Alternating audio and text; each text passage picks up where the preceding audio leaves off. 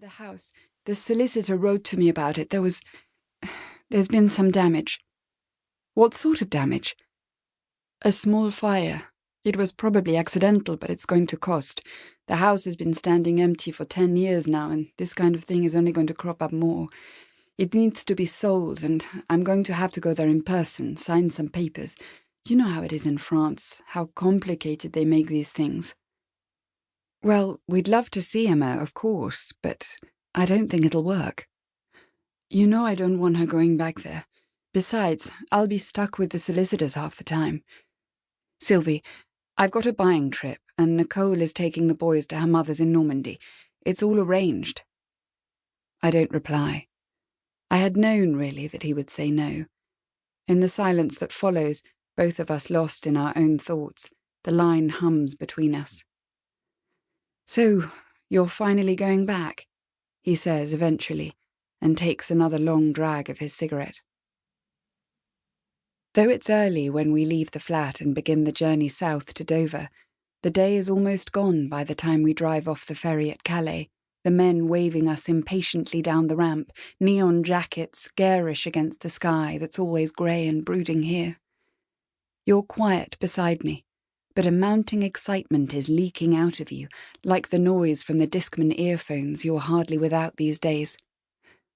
I follow the car in front of us into the right-hand lane, blue motorway signs flashing overhead. As we drive on, deeper and deeper into the darkening mass of France, the voice in my head that hasn't paused since I got the letter grows louder, more insistent. I find I'm gripping the wheel so tightly that it's slippery with sweat. I glance at the dashboard clock. It's late. Up ahead, the sign for a budget hotel glows out of the dark. I let out a breath I didn't know I'd been holding and pull off the road.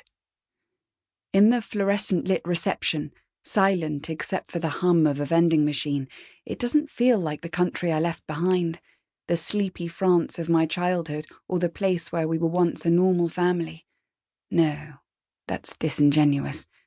Whatever we were never normal, not even from the start. In the morning, I pour you a second cup of chocolat chaud in the breakfast room and gesture to the packets of dry biscuits piled high on the buffet table, the round pats of pale Normandy butter. Have some more, darling, I entreat, smiling to make up for the strain in my voice. It'll be a long day.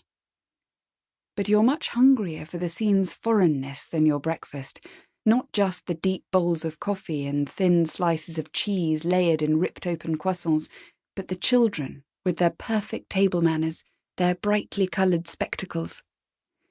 You lean forward and drop your voice conspiratorially. There's a man over there who keeps looking at you. No, there isn't. But my eyes are already searching the room because it's impossible not to. You're grinning, which makes me smile too. He just did it again, you say. He's so obvious. Over by the window in the green shirt. He's on his own. He's probably divorced too. You should go and say bonjour. For God's sake, Emma, though I'm laughing now. You're really good for your age, Mum. Ah, I love a backhanded compliment. You roll your eyes. No, but you are. You're really pretty. Men always look at you. That Nick who asked you out at work was basically obsessed with you. I spot my admirer then, our eyes meeting for an instant. There's something of Greg about him, the way he holds his knife and the unconscious flick of his head because his fringe is too long. I used to cut Greg's hair for him when we were married, newspaper spread under the stool in the kitchen. I stand, my chair scraping on the hard floor. One of the children has begun to sing-song, Maman, Maman. I don't know how much longer I can stand it. We follow the slower, narrower D-roads after Lyon, sunlight slanting through long lines of poplars. I'd forgotten the meticulous commitment to signposting every minor village and hamlet. Not just when you enter, but when you leave too, the names slashed through with red.